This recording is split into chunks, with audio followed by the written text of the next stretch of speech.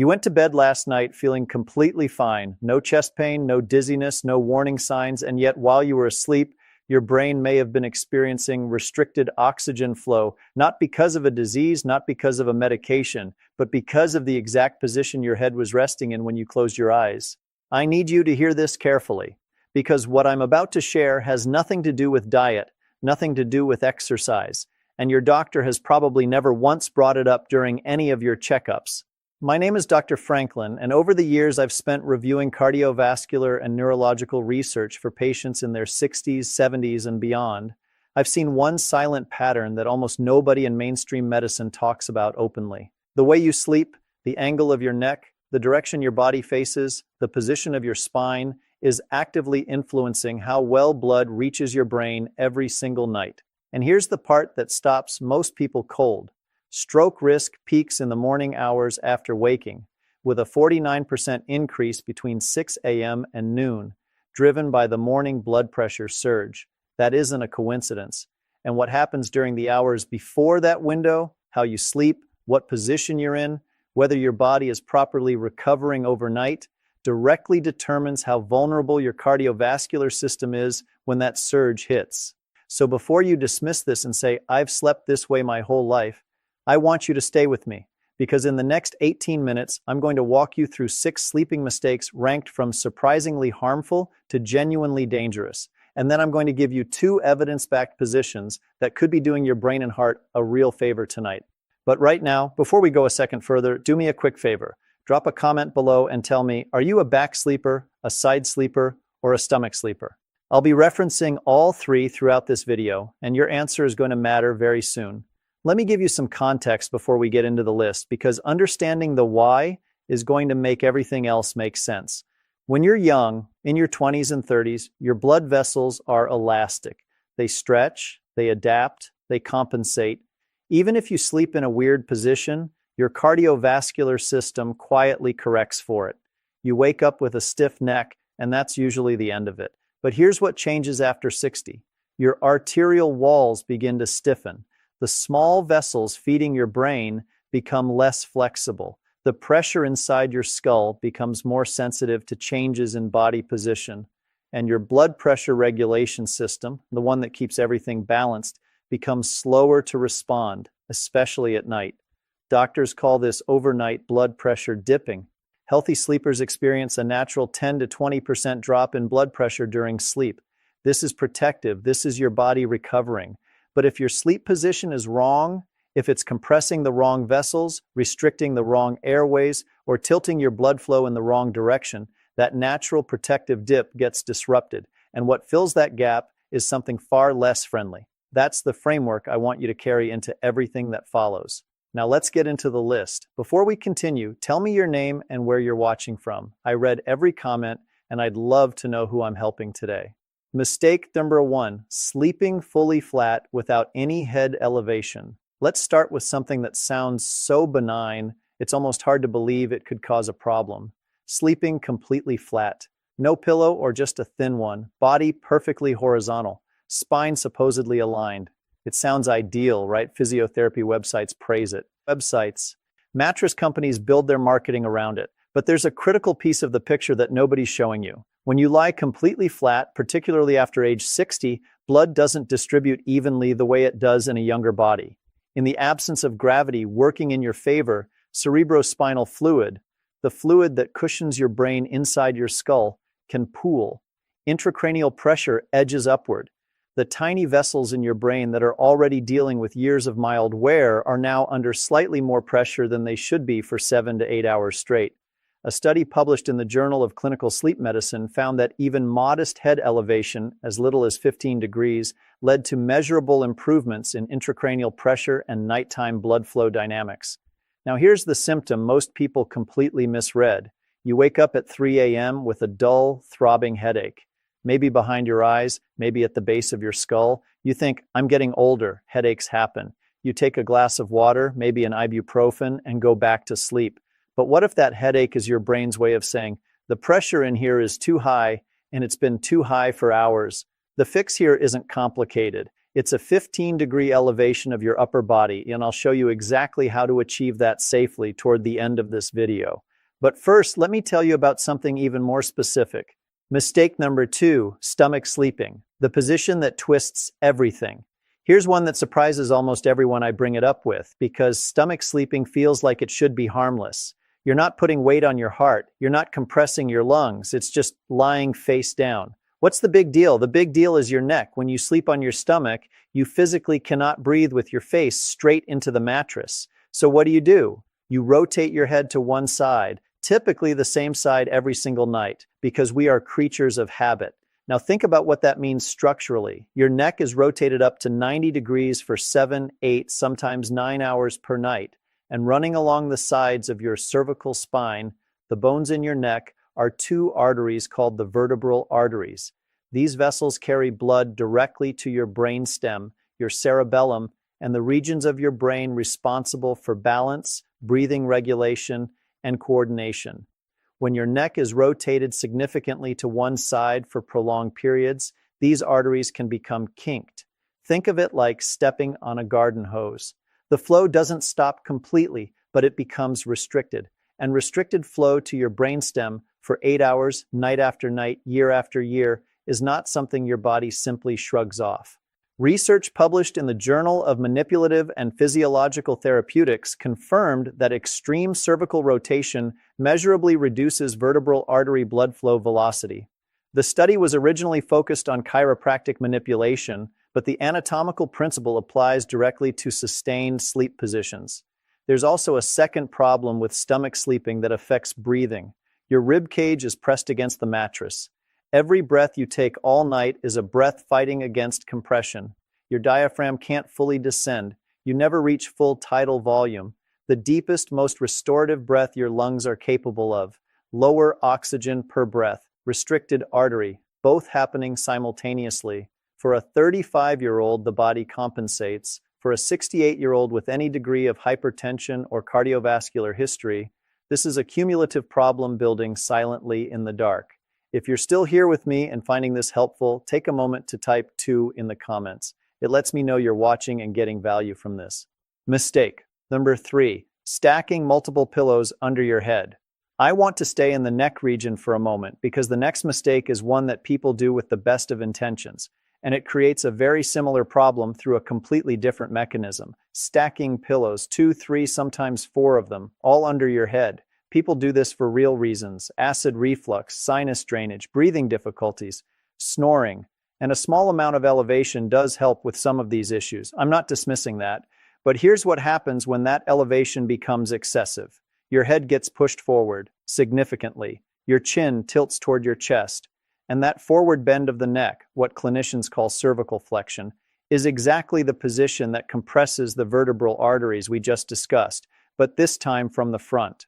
There's also a third vessel that gets overlooked in this conversation: the internal jugular vein. This vein is your brain's primary drainage pathway. It carries used, deoxygenated blood back down from your brain toward your heart. When your neck is bent forward excessively, the jugular drainage pathway becomes partially obstructed. Blood drains less efficiently. Pressure inside the skull builds slowly, and the brain's ability to clear metabolic waste overnight becomes compromised. You might notice this the next morning as brain fog, a heaviness behind the eyes, that frustrating feeling of waking up from 8 hours of sleep and still not feeling rested. You're not lazy. Your brain may have literally been waterlogged overnight. The correction: 1 pillow. 1 properly contoured pillow. Ideally a memory foam cervical pillow that supports the natural curve of your neck rather than forcing your head into an angle. Many of my patients have reported their morning headaches disappeared within a week of making this single change. 1 pillow, that's it. Before I show you the next mistake, if this is helping you rethink how you sleep, do me a small favor and hit the like button. It helps this kind of practical information reach more people who are waking up tired and don't know why. And tell me in the comments, how many pillows are you currently using at night? 1, 2, or more?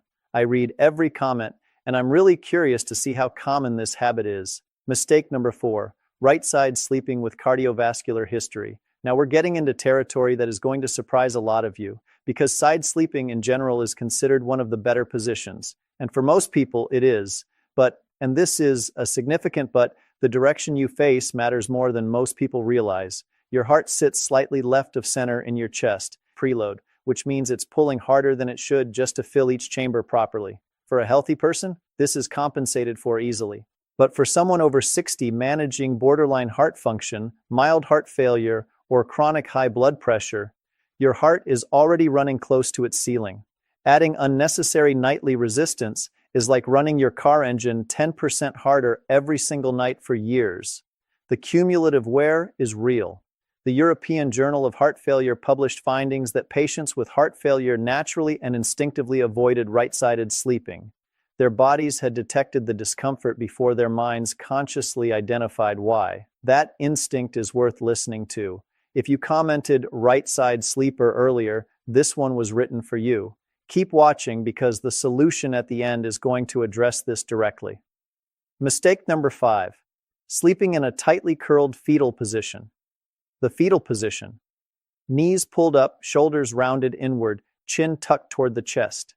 For many people, especially women over 60, this is the default go-to. It feels warm, it feels protected, like the body is wrapping itself in a hug. And emotionally, I understand the appeal, but physiologically, 3 things go wrong simultaneously. First, your lungs are compressed. The rib cage can't fully expand. Every breath is shallower than your body needs. Tidal volume drops. Blood oxygen saturation dips incrementally with every breath across a full night's sleep. Second, the blood vessels running through your hip joints and knees, particularly the popliteal vessels behind the knee, get bent and partially compressed. Circulation to and from the lower limbs is reduced. If you already have a tendency towards swollen ankles or poor leg circulation, this position makes both worse. Third, your neck is flexed. We've talked about what that does to vertebral artery flow and jugular drainage. All of the same concerns apply here, just through a whole body version of the same compression pattern. Research in respiratory physiology and neurobiology documented that sustained spinal flexion during sleep measurably reduces tidal volume, the amount of air inhaled per breath. Multiply a 10% reduction across every breath in an 8-hour night, and you're talking about significantly less oxygen delivered to already aging brain tissue. If this is you, if you curled up tonight the way you have for 30 years, the adjustment doesn't have to be dramatic. A body pillow between your knees and a slight opening of the hip angle. Small changes, real improvements. Mistake number 6, late eating, alcohol, close to bedtime. This is the one that brings together everything we've discussed and amplifies it, and it's the most socially common mistake on this entire list. You finish dinner at 7:30, maybe a glass of wine while watching television, bed by 10. That sounds like a perfectly normal evening for millions of adults over 60. Here's what's happening inside you while you sleep after that scenario. After a large meal, your body reroutes blood to the digestive system. Significant blood volume is redirected away from your brain and heart toward your gut. In younger bodies, the redistribution is seamlessly managed. In older bodies with less arterial elasticity and slower autonomic nervous system response, this shift can create transient drops in cerebral blood flow, moments where the brain is subtly undersupplied. Now add alcohol. Alcohol is a vasodilator. It relaxes and widens blood vessels. That causes your blood pressure to drop. Your body senses this and compensates by constricting vessels and raising pressure again. Blood pressure yo-yos, up, down, throughout the night, and in vessels that are already dealing with some degree of plaque, stiffness, or age-related fragility, that oscillation causes stress on arterial walls. The American Journal of Hypertension studied this exact pattern and found that even moderate alcohol consumption within 3 hours of sleep disrupted the natural nighttime blood pressure dip that healthy sleepers experience. Without that dip, overnight cardiovascular strain increases meaningfully. What does this look like in real life? You wake up at 2 a.m., heart hammering, sweating slightly. You think it was a vivid dream. You tell yourself you just need water. But what you experience may have been your vascular system trying to stabilize itself through a wave of pressure fluctuation it wasn't equipped to handle gracefully. The recommendation: finish eating at least 3 hours before bed. If you drink alcohol, stop 4 to 5 hours before you sleep. Take a 15-minute gentle walk after dinner. Not exercise, just movement. That simple act begins digestion, normalizes blood sugar, and gives your cardiovascular system a chance to settle before you go horizontal. The 2 positions your brain actually wants. Position 1, left side sleeping. This is, without question, the most evidence-supported sleep position for cardiovascular and neurological health in adults over 60. When you sleep on your left side, gravity works in alignment with your heart's natural orientation. The inferior vena cava, the vein we discussed, runs on the right side of your spine. Left side sleeping takes compression off that vein entirely, allowing blood to return to the heart from the lower body freely and efficiently. Your heart works less, circulation stabilizes, but here's the discovery that truly changed how sleep researchers think about position. About a decade ago, scientists identified a system called the glymphatic system. Think of it as the brain's overnight janitorial crew. While you sleep, cerebrospinal fluid pulses through the spaces between your brain cells, flushing out metabolic waste products, including amyloid beta and tau proteins, the same proteins found in excessive quantities in the brains of Alzheimer's patients. A landmark study published in the Journal of Neuroscience found that this glymphatic clearance is most efficient when you sleep on your side, and the left side appears to offer slightly better drainage geometry due to the brain's natural asymmetry and the direction of cerebrospinal fluid flow. This means left side sleeping isn't just about tonight's circulation, it's about whether your brain is adequately clearing the waste products that, over decades, accumulate into cognitive decline.